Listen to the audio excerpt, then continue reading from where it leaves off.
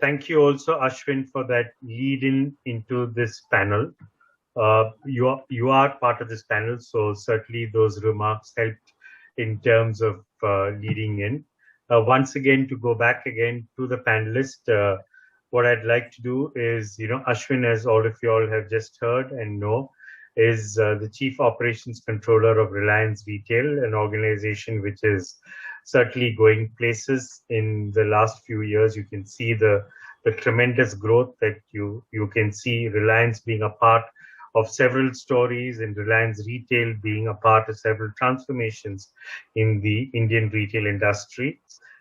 Colleen Lalbai, the Executive Director of Arvind Ltd. Arvind, as you know, has been an integral part of Indian industry for several decades. Colleen is also the Vice Chairman of the Retailers Association of India, Harvard graduate, been a part of the transformation at Arvind, very much a part of the digital transformation exercise in the Indian retail industry also.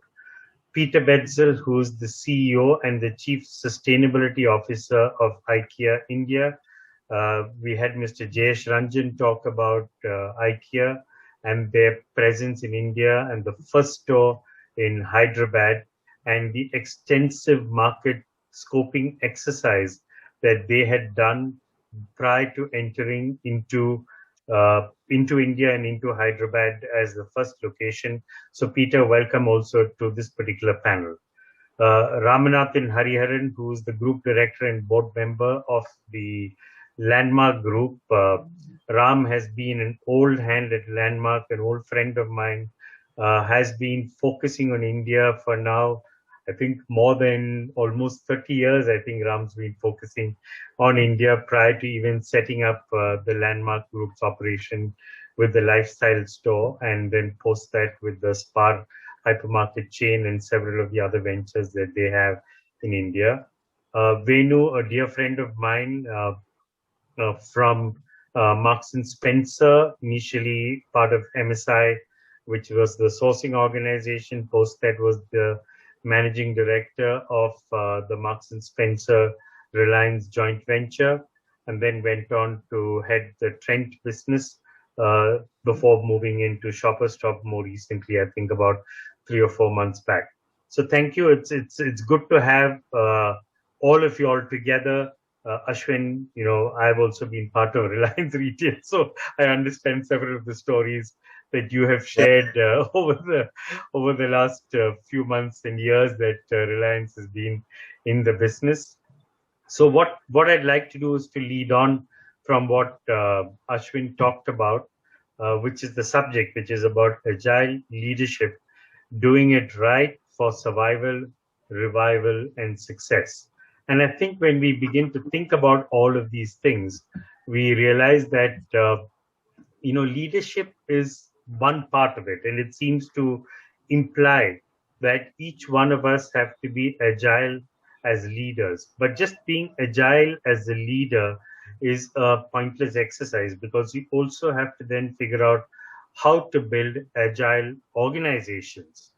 And when you think about building an agile organization, it's about building, a form of thinking, an attitude amongst people, how to be able to create that passion for agility. And then how does all this, which are individual characteristics, finally translate into ways of working and responding to market changes? And I think Ashwin talked about the fact that we had a pandemic situation over the last, we continue to have a pandemic situation.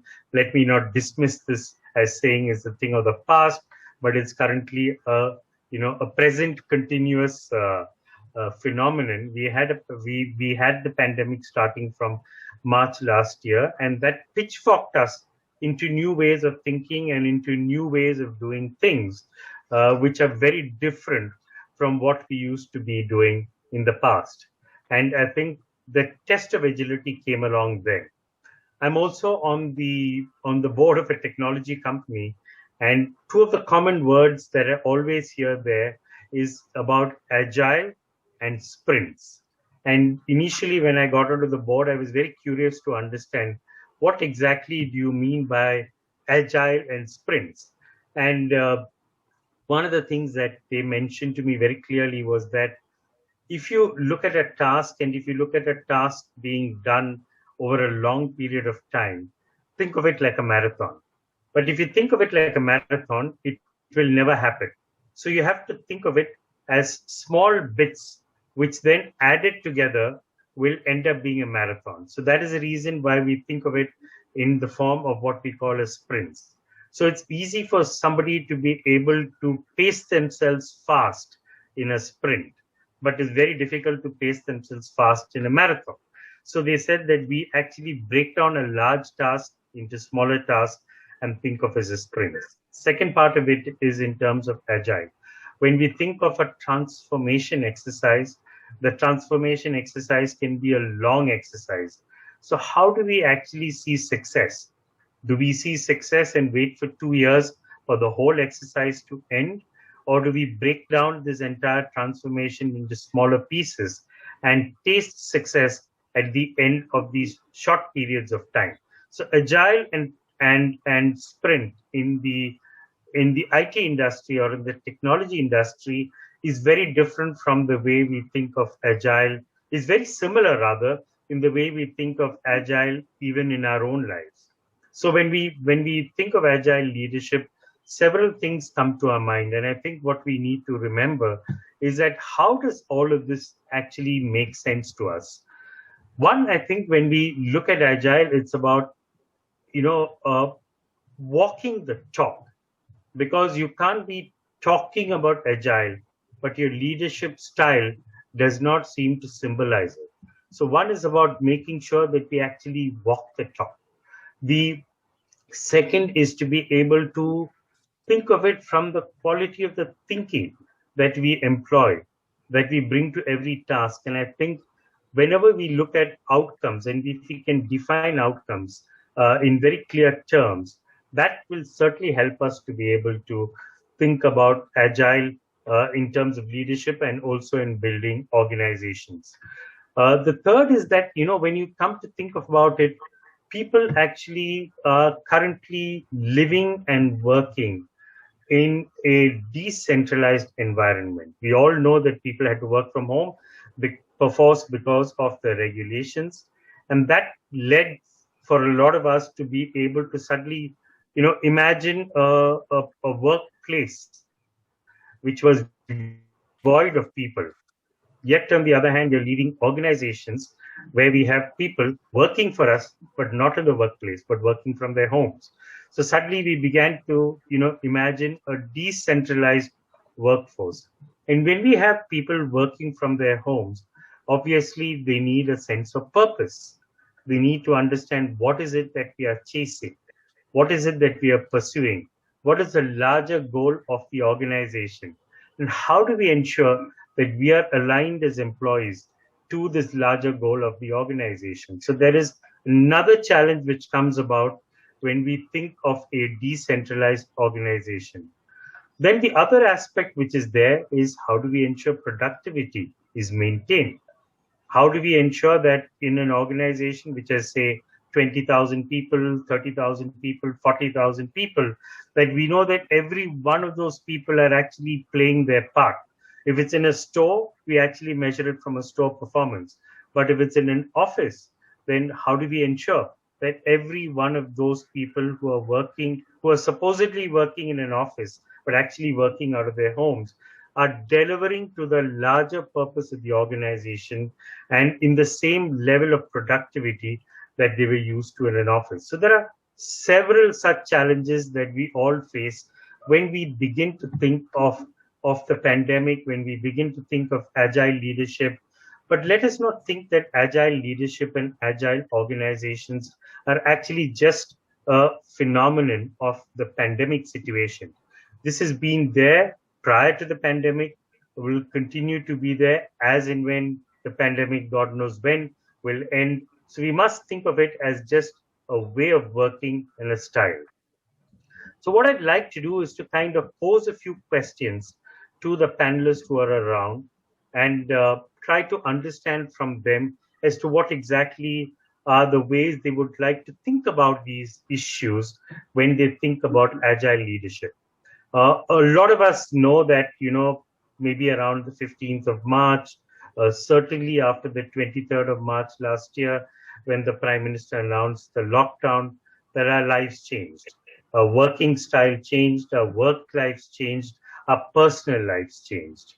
But however, we knew that we held positions of responsibility.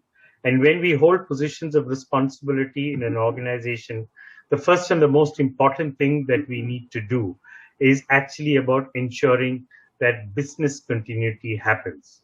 So, what were some of the steps that we took to be able to ensure that business continuity was maintained, even though our stores were locked and we were working out of our homes for the organizations that were paying us? So, I'd like to pose this question first to maybe Ashwin, if you don't mind addressing this question, and then I'd like to then go to Ram and ask him what his views were and how his experience was when these things happened. So Ashwin, if you don't mind addressing this question of how was business continuity maintained at the time the pandemic and the lockdown was announced. Yeah, so thank you. So what we did, straight away, if I were to say, is that as I recollect the chronology of events as it happened. So as soon as these things happened, there was the way communication would happen between people. Actually, earlier we were used to emails and of course conference room meetings and various kinds of things.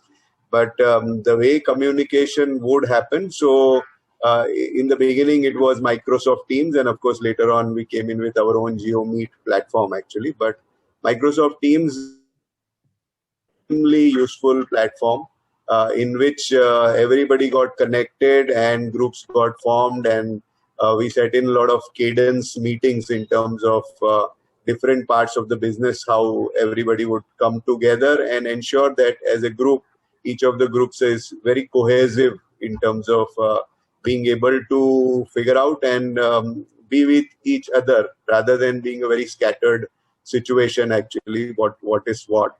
And also, of course, a lot of stores got closed in terms of those which were not allowed to do business, but those which were allowed to do business, our teams at the ground were given the task actually, because we are a pan-India player and we had a lot of different things happening in different places actually. So how to basically keep everything running was a very local subject actually. It was as much as a store manager and his colleagues had to figure out in that geography what was being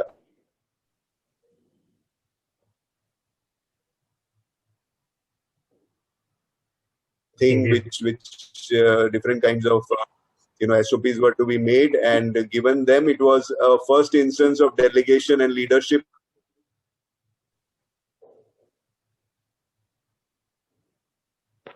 safety of all these people actually. So the first and foremost thing which was also done was all the sanitization in equipment and the personal protection of our staff who were working on ground was all provided. So all of this, putting together the infrastructure capabilities as well as the know-how and the way of doing things was all put in place actually. Then things all fell in place actually, because people were talking to each other, etc. Also, one important thing in the middle of the thing, that we have almost recruited 60,000 people in this time actually. So we were one organization who actually created employment for people, because growth continued the way for us actually. So the new people who were joining, the onboarding, training, everything according to what the standard before COVID period was, had to be continued in the same way. And the new senior people also joining, for them there was no personal connect available, but creating that right comradeship between the old and the new people, that is onboarding and all of that. So these are some of the things. It's a way of life which we had to change and bring in, which our organization could do. And of course, the tech savviness, as I said earlier, also helped us in terms of doing this actually. So this is what I would sum it up.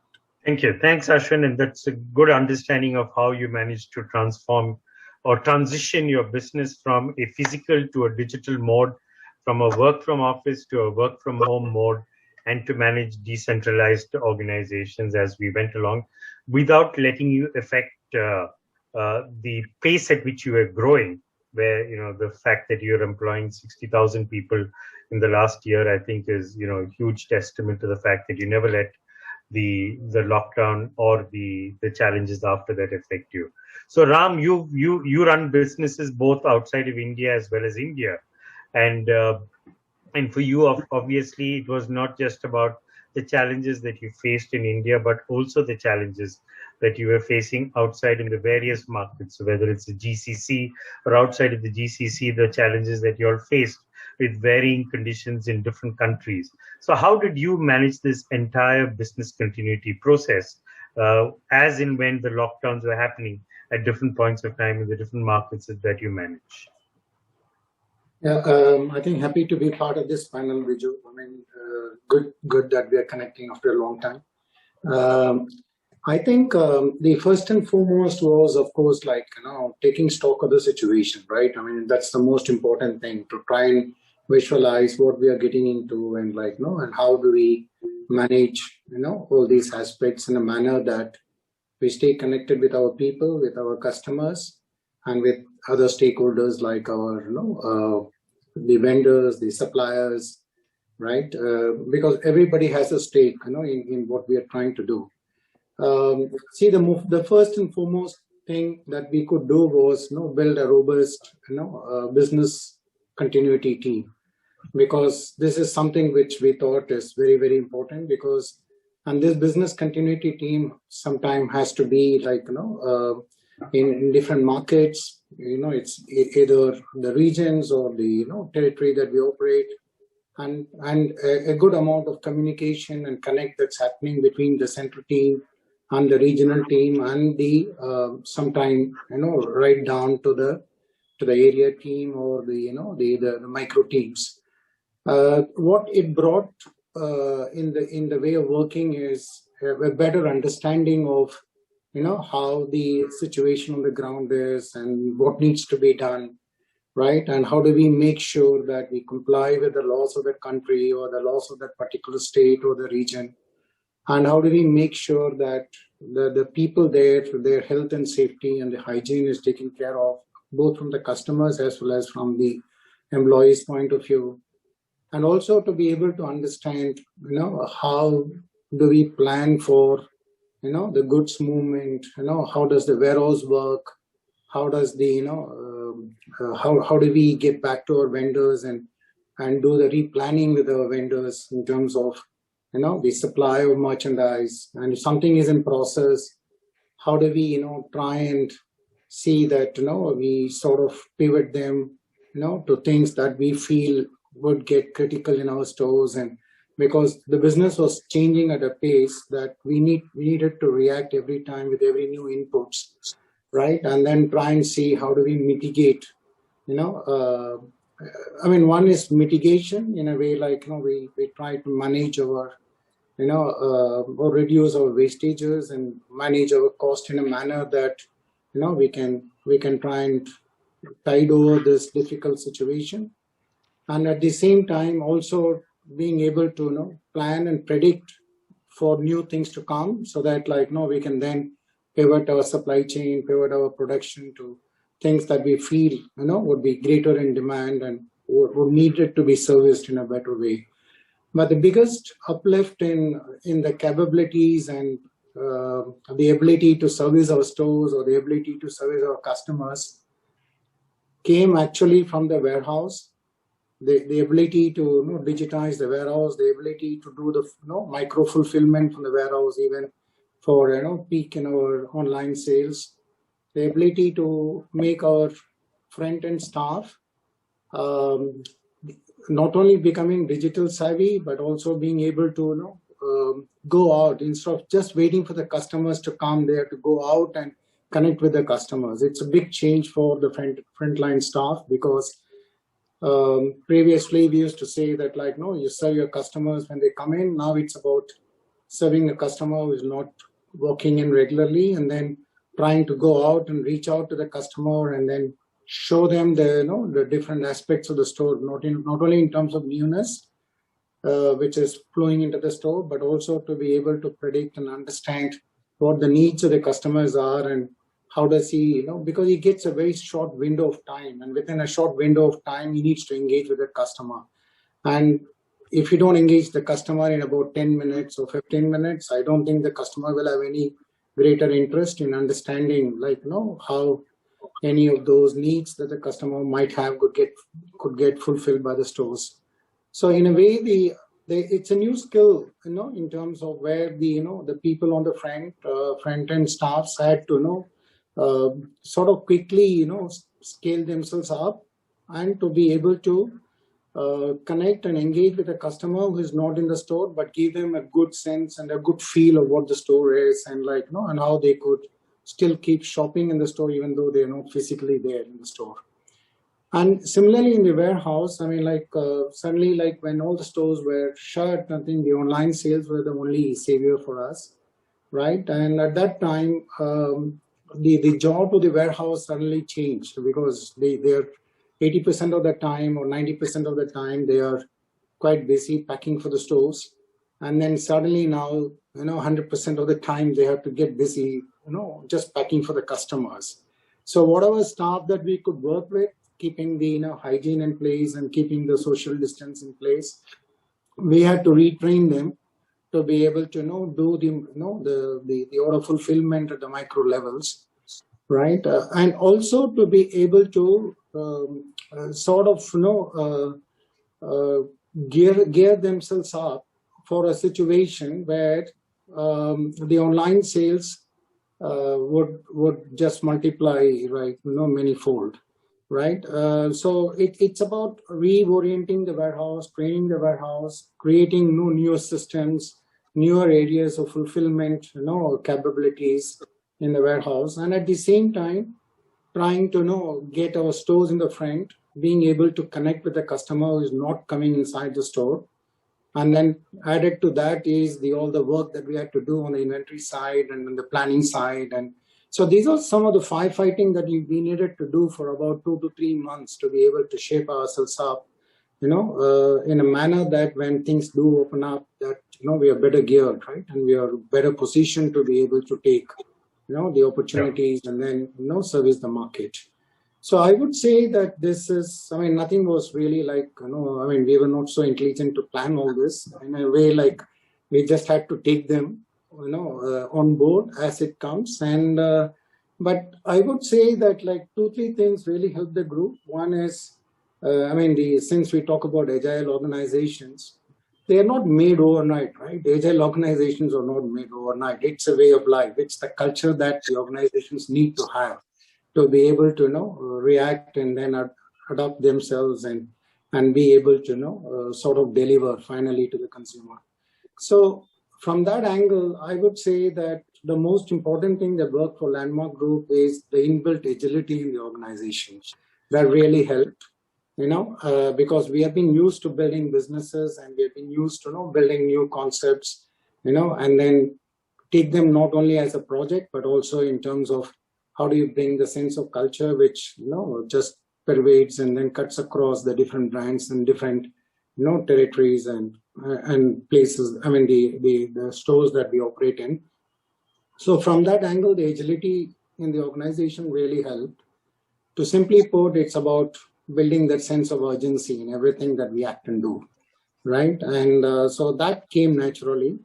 And then the second thing which also helped is the basic fundamental of an organization of building that what do you call the 3 C's. It's about connect, it's about commitment, and then to be able to really make the people feel. It's about building the passion, building that ownership, so that everybody takes on. And COVID actually helped us. It's a great boon for us because it actually helped us to come together, because the word of saying that we are in it together we are responsible. These are buzzwords now, right, in a COVID world. And this is what we want to see in an organization. right? And it's just a natural flow of what's happening outside, coming inside the organization. And suddenly we could see that everybody is talking the same language. No, we are all in it together. We have to win it together. We have to work together, right? I mean, that's been the biggest take of the COVID in a way. Like as leaders, we don't have to strive to build this togetherness now. It's coming naturally in the society. It's coming naturally in the organization. And that's what I think, as leaders, we just need to leverage them. I mean, there's nothing that we are doing much more than just leveraging something which everyone is becoming conscious of. I mean, that's how I would try to put it up. Sure. Thanks, Ram. Thank you very much. And I think the key points you mentioned there is that, and I think it's an integral part of any business planning today, which is enterprise risk management. And all of what we have discovered in the last 1 year have been situations which no enterprise ever planned as part of its risk register. And it only just forces us to start thinking about what ifs and what ifs, and then keep, peeling the layers as much as possible. And even if a situation seems improbable, think of it as a possibility. And if that happens, what will we do? And I think clearly what you mentioned there is that the link between enterprise risk management and business continuity planning is so integral at this point of time. And it's inherent to be able to do that in order to be able to prepare for the future. So an agile organization is purely on the way it responds to a situation. But the fact is that you have to think and plan about the possibilities that situations can, these are the various kinds of situations that can present themselves. And in that context, what do we do?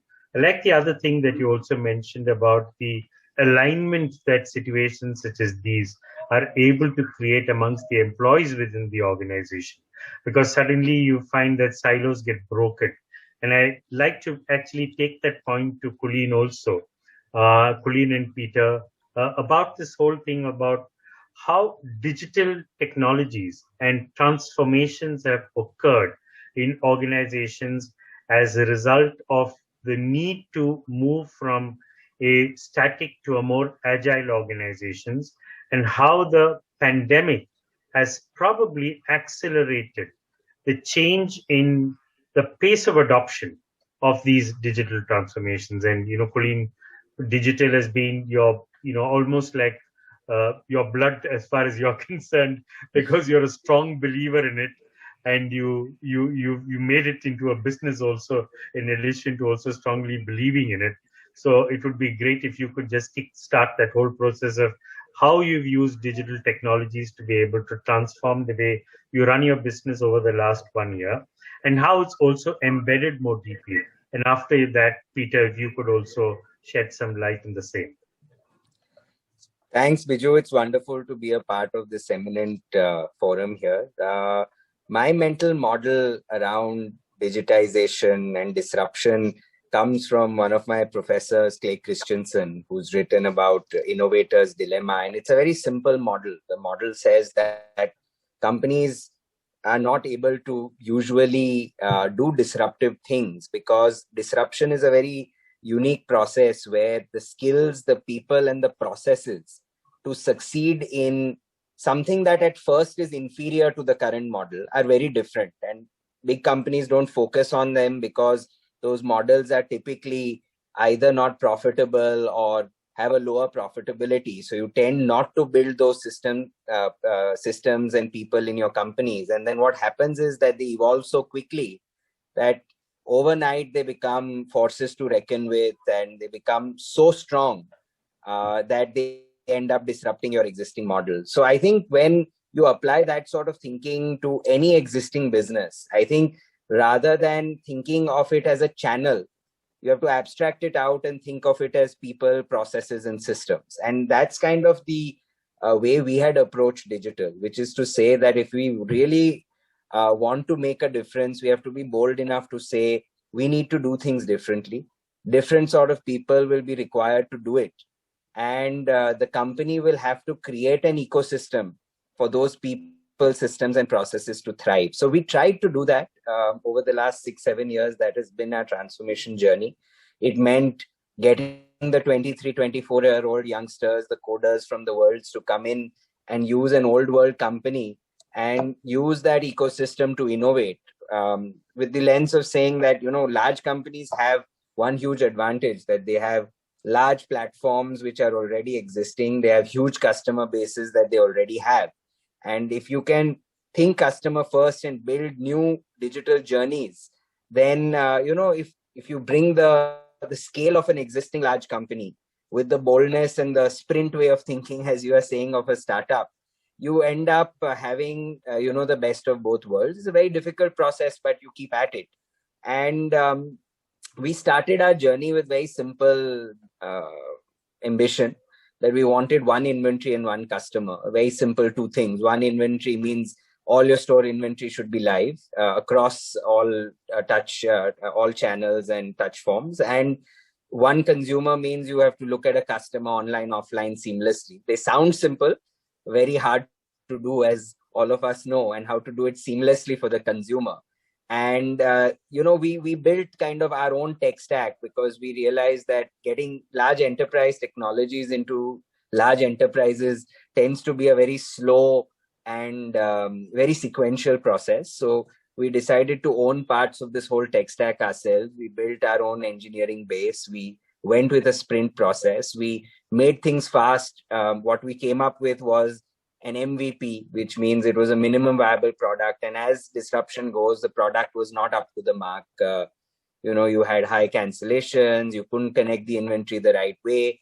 But the beauty of when you take a model like that of disruption, is you keep fixing it and you improve it. And that's what the sprint-based process is. And over the last 6 years, we've really transformed from not being able to really deliver a single piece, from the store to the consumer, to today, 20% of our store sales are digital, which means our stores pick, pack, and ship at scale to deliver of our, products of our own .com. And even we now are fully integrated with all the marketplaces. So I think the store of tomorrow will be not only an experience zone, but a delivery zone. So today we are at 20%. At the heights of Corona, we were at 50% revenue coming from digital, from our stores.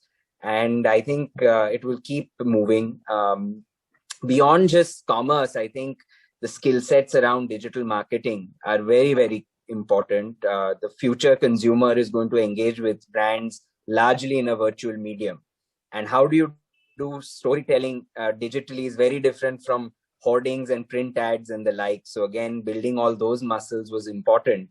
The beginning of Corona, we felt we were a reasonably nimble and agile company. But I think crises like Corona, where you suddenly are a zero revenue business, I think it makes you realize what real agility means. And I think the whole adoption curve, Bijou, is the big change. And I have been myself very, very surprised that earlier change management felt like pulling out teeth, right? Making a store manager understand that his digital sale is the same as his offline sale, and that, he has to pick, pack, and ship in an hour used to be an effort.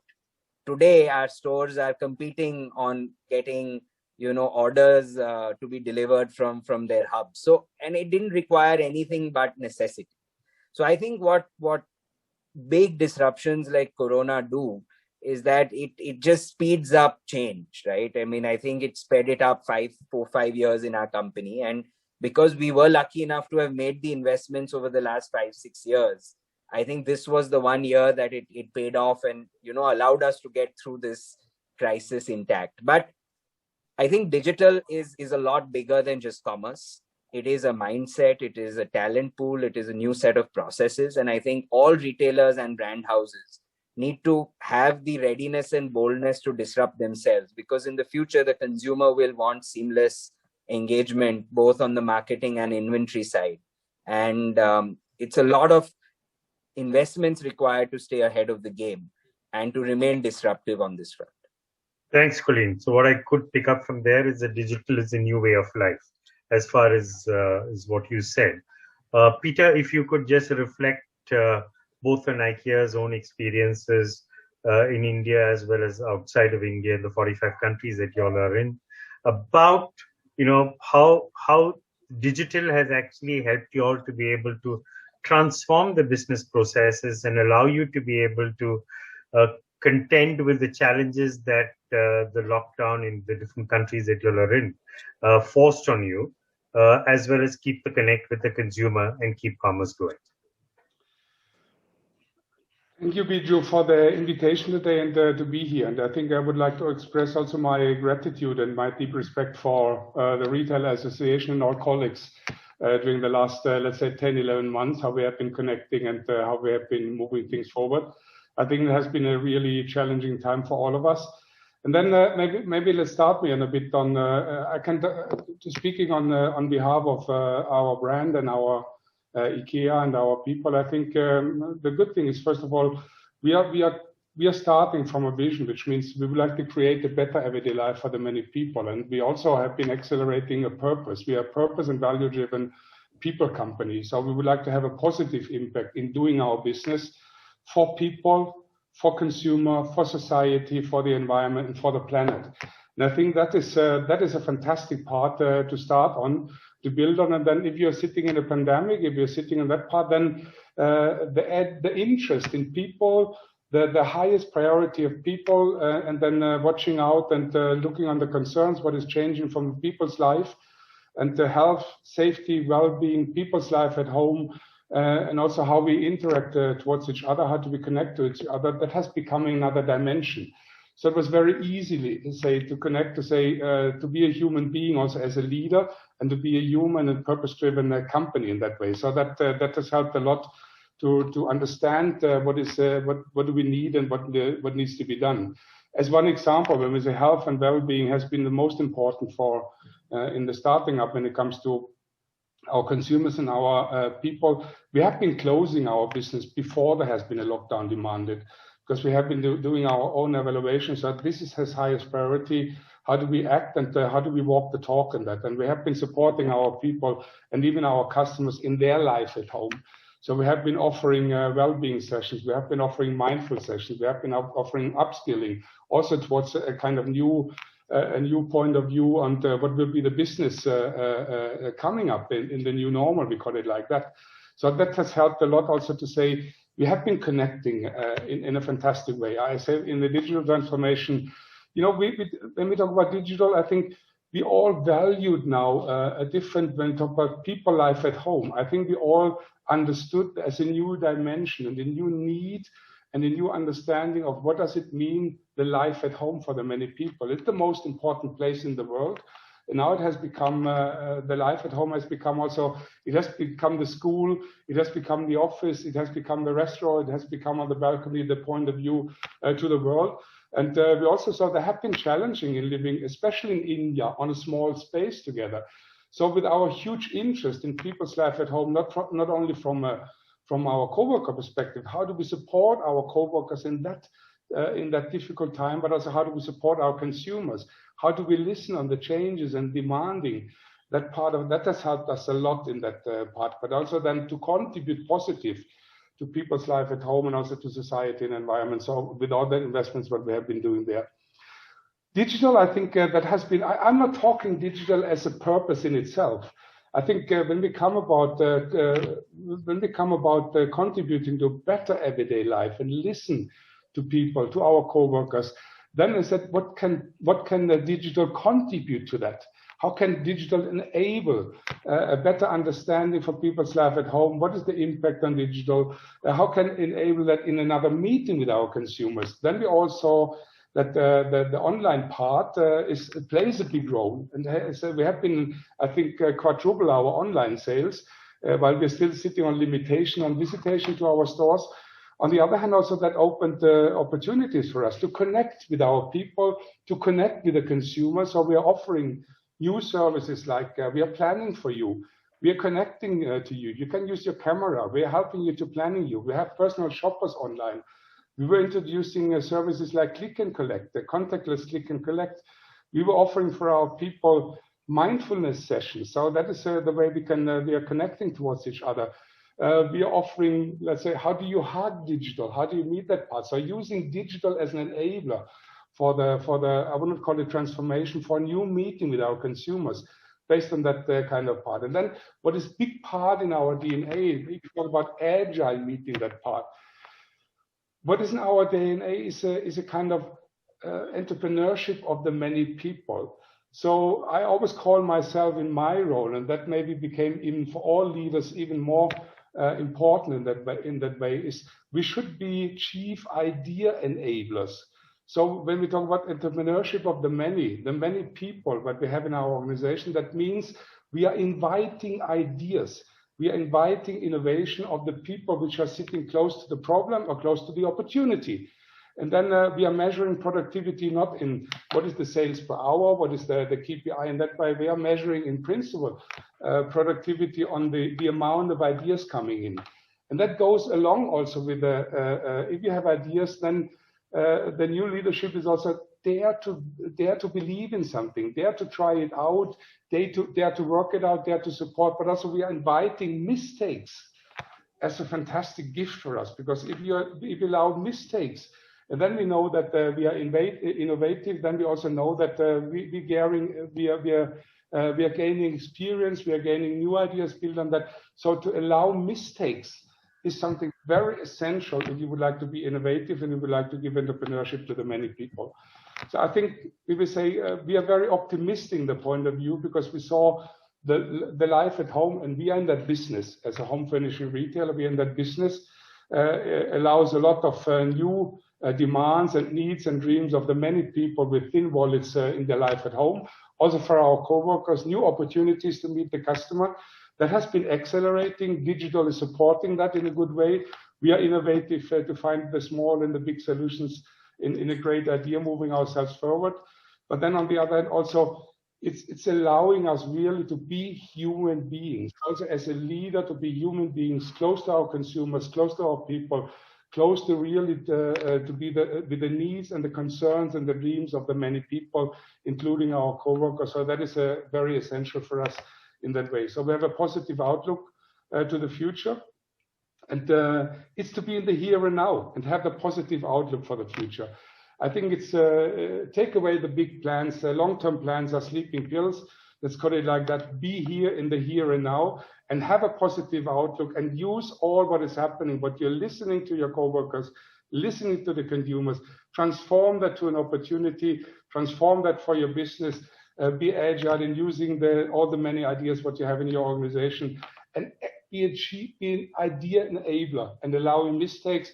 Try to dare to move it out, and then I think then you're innovative enough to be a positive part of society and the people and the environment and in the business.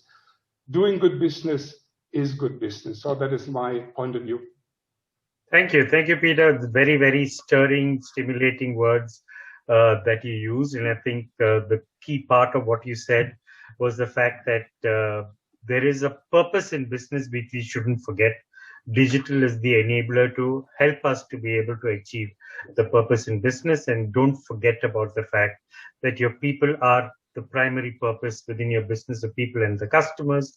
And with them, you should always maintain the connect. And in the context of people, let me turn to Venu. Venu, I think you're on mute at this point of time. But just to ask you about people. And what, in a classic office situation, you always have, you have the N, you have the N-1, you have the N-2. But when you don't work from an office, when everybody is working from home, what happens is that organizations automatically become flatter. And in a flatter organization, communication then becomes very critical. Your ability to be able to reach the end point, which is where the consumer connects with the organization, also becomes faster. So how do you transform your own working style in the flatter organization structure that all of us experienced during the lockdown? And how did we ensure that the engagement that our employees have with us continue to thrive, though they might not have seen us face to face? So could you just maybe highlight some of the experiences that you all had in terms of trying to build that engagement culture and trying to manage a flatter organization? Sure, Bijou, thanks for that, and thanks. Pleasure to be a part of this panel. As I think has been mentioned during this period, the adoption of whether it is Teams, Zoom, or any of those mediums to communicate, had probably the fastest adoption ever. I remember Teams was put in as an initiative that should be adopted across the business, and it was given a time frame of between 6 months to a year to finish the engagement, train people how to use it, and so on and so forth. And it actually happened within 1 week, and everyone was an expert at using Teams. As you rightly said, in the last 9 to 12 months, everyone's now working remotely, and more recently, it is a hybrid way of working, where some people come to the office, and in the best of scenarios, offices are working 2 days a week, with the other days of the week still being at home, and part of the team being in office and part being home, whereas other organizations have everyone at home. Us at Shoppers Stop, till the first week of January, it was complete remote working with a few people who wanted to work from an office would come in, but there was no compulsion. Since then, we have moved to 2 days of working in office and the other time at home. Now, what that has meant is end up having a lot more cross-functional teams working together and flatter organizations where hierarchy does not mean as much, because suddenly you can have a lot more people being a part of the same meeting, and hence communication has become very different. The ability that the digital medium gives to be able to reach out to a large number of people at one go completely changes the whole dynamic, and hence you're able to, for example, connect to all the stores and all our DCs and the entire head office staff in just the same call. And hence the clarity of communication, the clarity of what we are doing, the direction we are taking, and even if it's just an update, becomes very, very easy. And that's what's happened. I think all organizations have used the opportunity to trim costs. And of course, people has been one of them, whether it is multi-skilling people and you getting them to work across functions and hence become more optimal. And I think that's one of the biggest learnings and adoptions that has happened, where individuals and employees have become multifunctional and have got skilled in various ways. Stores have started using WhatsApp. In our own case, we have used the shopperstop.com app, and we created a white glove service wherein customers can chat with a beauty assistant. Now, we are one of the leaders in beauty, and we use that expertise to be able to communicate with our customers using WhatsApp. Now, we've skilled our staff to be able to use that technology and reach out and help customers, whether it is for makeup, whether it is for learning new techniques, and in that process also then being able to offer them products which can then be either picked up from store or delivered. So I think multi-skilling, communication, and just having multifunctional teams working together have been some of the adoptions that have happened in terms of people and how people have changed the way they work. Equally, I think training, and that's one thing which all organizations have re-emphasized, and training people into new skills to be able to transform and work in a different environment. Digital is one where every employee in the company has gone through a digital training to be able to adopt and adapt to the new normal. And those, I think, in my opinion, are things that have happened in terms of how people have changed and how organizations are working in a much more agile and flatter way. Thank you. Thanks, Venu. Thank you very much. I think we're running a little short on time. So, Ashwin, if I could pose a few of the audience questions which have been coming in. One of the questions which we have received from the audience is, what is your mantra to becoming an agile leader? So is it okay if I were to ask you this, Ashwin, and if you could just throw some light on this? I think a lot has been said on this. Actually, the mantra is simple, that it is quest for survival and excellence, one would say, actually. So as many times I said in my earlier talk, actually, that the necessity, and Kulin Bhai also said that it was actually out of necessity what really brought everybody to do so many things which would have taken a long time actually. The change in terms of moving to digital world or trying to everybody, there would have been a lot of resistance to so many things. So here the mantra has become that the resistance has gone because it is actually after the survival, then other things will come. So in the quest for survival, I think survival is the mantra actually, and of course quest for excellence comes in. Have been doing something different and better. That's how they emerged as leaders actually. So that's what one would say, I would say. May I pose another follow-on question on this, Ashwin, which is that how does somebody at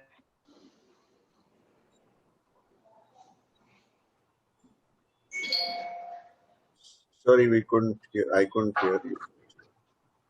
How will somebody at the bottom of the pyramid or in the middle of the pyramid, how will they become agile? Yeah, so the bottom of the pyramid, actually, again, it goes back to what we have experienced, that agility is not really about any, level or any grade. It is at every level. So the examples of agility we have seen in terms of our frontline staff itself, because they had to open the stores and keep it open at the local levels. And for that, in so many geographies and so many places, how to keep it open was the only thing that was expected actually. For that, they had to figure out what was required at the local level, go and sit with the police station, ask for the permission, local authorities, get passes, arrange for modes of transport for the colleagues actually, and also communicate this thing and ensure that they were safe, customers were safe, learn everything, how to deal with the situation, ensure social distancing, and give comfort to the customers of the seal of safety, as we called actually, because we had to give some, a mantra, what was the seal of safety, because our customers should feel safe, our people should feel what needed for that should be done. Now, this was the philosophy given. For doing this, we learned that how different teams had done it in their own way. A lot of things which were then cross-pollinated to different geographies and teams, the best practice came from the approach to achieve things and keep doing and keep moving on actually. So the approach and encouragement to everybody that it is not that only a leader can be agile, like leader can think and leader can lead. At every level, people are leading all the colleagues together and moving on actually, which we experience. It's a pandemic, so it is like, it will be written in the history that what happened to the world, and particularly in our circumstances in India, we have come with the leadership of our Honorable Prime Minister and all the leaders, that India has been one of the very, very safe places actually, and what could have happened, and nothing has happened to India. So I think it has been at all levels which people could be agile and they could be doing things actually. So it is a philosophy of keep doing and you be free in terms of thinking actually. So empowering people, I would say from an organization perspective, is what, and still be, there is a method in the entire thing that leads to success. Sure. One more last audience question, I think, before we close out to Ram, which is about how do agile leaders, and I don't think it's a question just about agile leaders, it's a question about leaders. How do agile leaders deal with failure? Yeah, I think, when we are talking about building an agile organization, I think what comes to my mind is there are three things, right? One is building capability in the organization, which has to be, a continuous process. Then the second thing is about how do we connect and make sure that, we are there to support and help the people all along the way. And third thing is how do you build this ownership and commitment? Ashwin did touch upon the point of empowerment as a good way of building agility in the organization. So I think that the most important thing is about when encountered with failures in anything that happens, the most important thing is to understand and analyze. Not so much analyze on the failure, but take some cues and learnings from the failures to be able to say that whether there is something that we could have done better in our life. It's about constant learning, right? And constant way of improving oneself, right? I mean, as long as we build this culture of saying that like we can learn and improve and we can learn and do better in our life, I think everybody will sort of like take their failures as a learning and build on it.